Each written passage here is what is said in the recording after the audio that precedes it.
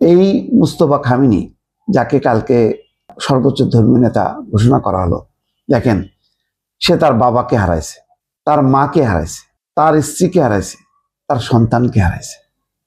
সবাইকে হারায়ও সে চুপচাপ, কোনো বক্তব্য বিবৃতি কিচ্ছু নেই।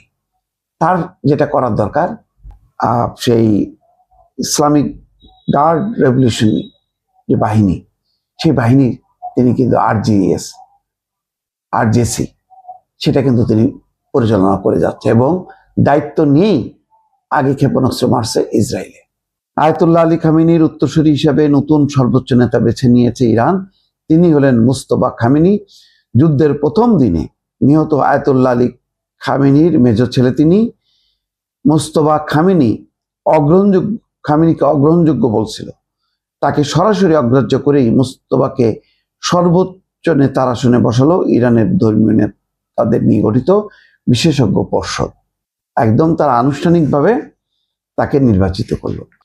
এটা কোনোভাবেই গ্রহণযোগ্য হবে না। ইরানের নেতা কে হবে ভবিষ্যতে, এটা তারা ঠিক করবে এবং বলছে যে যুদ্ধ শেষ পর্যায়ে ইরানকে খুব দ্রুতই আয়ত্তে আনা হবে। এই সমস্ত লম্ফ-জম্ফ কথাবার্তার মধ্য দিয়েই ইরান কিন্তু তার কাজ চালায় যাচ্ছে। গত 28শে ফেব্রুয়ারি যুক্তরাষ্ট্র এবং ইসরায়েলের যৌথ হামলা শুরুর দিনই তেহরানে বিমান হামলায় নিহত হন আয়াতুল্লাহ আলী খামেনি প্রথম দিন। তারপর পাল্টাপাল্টি হামলায় সেই যুদ্ধ গড়িয়েছে। দ্বিতীয় সপ্তাহে ছড়িয়েছে গোটা মধ্যপ্রাচ্যে। এই যুদ্ধের মধ্যে আয়াতুল্লাহ আলী খামেনি নিহত হওয়ার পর তার উত্তরসূরি কে হবেন তা নিয়ে ছিল নানা আলোচনা। গত রোববারই ইরান জানিয়েছিল নতুন সর্বোচ্চ নেতা ঠিক হয়েছে, তবে নাম প্রকাশ করেনি। গতকাল সোমবার রাষ্ট্রীয় সংবাদ মাধ্যমে মুস্তফা খামেনির নাম প্রকাশ করে। এই সিদ্ধান্তের মধ্য দিয়ে তেহরানে কট্টরপন্থীরা আরো দৃঢ়ভাবে ক্ষমতা ধরে রাখলো।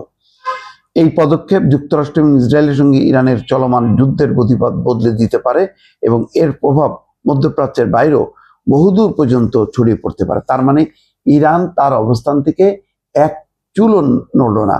সেই বার্তাই কিন্তু ইরান দিয়ে দিল ট্রাম্পকে, নেতানিয়াহুকে এবং তার সমর্থক পশ্চিমা গোষ্ঠী, যারা ইরানের পতন চায়, ইরানের ধ্বংস চায়। এমনকি মধ্যপ্রাচ্যের যে সমস্ত দালাল রাষ্ট্র আছে, যারা দাবিদারি করে আমেরিকার, ইসরায়েলের, তাদের জন্য এটা একটা কঠিন বার্তা হলো।